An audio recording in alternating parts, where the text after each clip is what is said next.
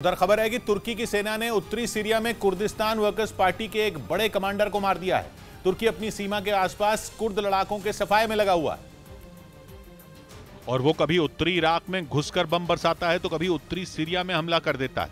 पिछले कुछ महीनों में तो उसने उत्तरी इराक में इतनी एयर स्ट्राइक की कि इराक से उसके रिश्ते ही बिगड़ गए, जिसके बाद उसके निशाने पर आया सीरिया।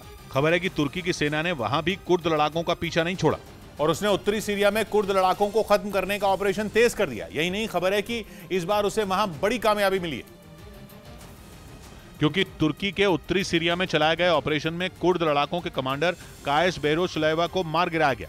सुलैवा 2013 में पीकेके का हिस्सा बना था और उत्तरी इराक के सिंजर कस्बे और उत्तरी सीरिया में सक्रिय था। ये वो इलाके हैं जहां तुर्की लगातार एयर स्ट्राइक कर रहा है।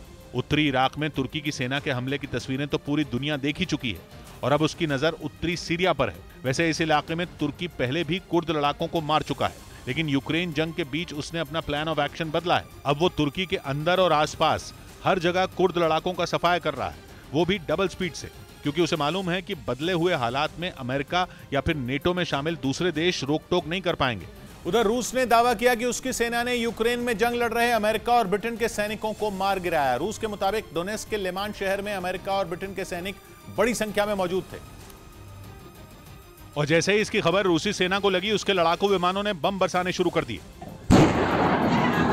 रूस ने दावा किया कि उसकी सेना ने यूक्रेन के एक सैन्य ठिकाने को निशाना बनाया, जहां न सिर्फ सैकड़ों सैनिक मौजूद थे बल्कि भारी हथियार और गोला बारूद भी रखा हुआ था। रूस ने दावा किया कि उसके इसी हमले में अमेरिका और ब्रिटेन के कई सैनिक मारे गए। रूस के इस दावे में अगर सच्चाई है तो फिर यह पहली बार होगा जब अमेरिका और ब्रिटेन की जंग में सीधी एंट्री होगी, क्योंकि अब तक उन्होंने यूक्रेन को घातक हथियारों की सप्लाई तो की, लेकिन जंग लड़ने के लिए कभी सैनिक नहीं भेजे।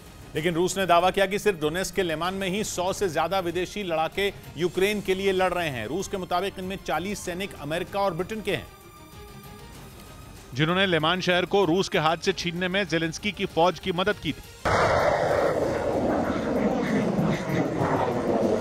क्योंकि पिछले महीने ही डोनेस्क के इस अहम शहर पर यूक्रेन ने कब्जा जमा लिया था। लेमान में रूस के हथियारों का बड़ा भंडार था जिसे यूक्रेन ने तबाह कर दिया था। साथ ही उसके सैनिकों पर ऐसा खतरनाक हमला बोला कि उन्हें जान बचाकर भागना पड़ा था। माना जा रहा है कि तभी से लेमान शहर रूस की आंखों में खटक रहा था और वहां की हार का बदला लेने के लिए ही उसके लड़ाकू विमानों ने आसमान से बमों की बारिश कर दी, जिसमें अमेरिका और ब्रिटेन के सैनिकों के मारे जाने का दावा किया गया। हालांकि रूस के इस दावे पर दोनों देशों ने कोई प्रतिक्रिया नहीं दी। इधर दिल्ली के नजदीक गुरुग्राम में शराब के नशे में धुत कुछ लड़कों ने स्टंट करने के चक्कर में एक आदमी की जान ले ली, जबकि 2 लोग घायल हो गए। एक रोज पहले हुई इस घटना का एक सीसीटीवी वीडियो भी सामने आया, जिसमें रात के वक्त एक तेज रफ्तार कार शराब की दुकान के पास खड़े कुछ लोगों को टक्कर मारती दिखी। इस घटना का जो वीडियो सामने आया उसमें सफेद रंग की एक कार तेजी से दुकान की तरफ आती दिखी।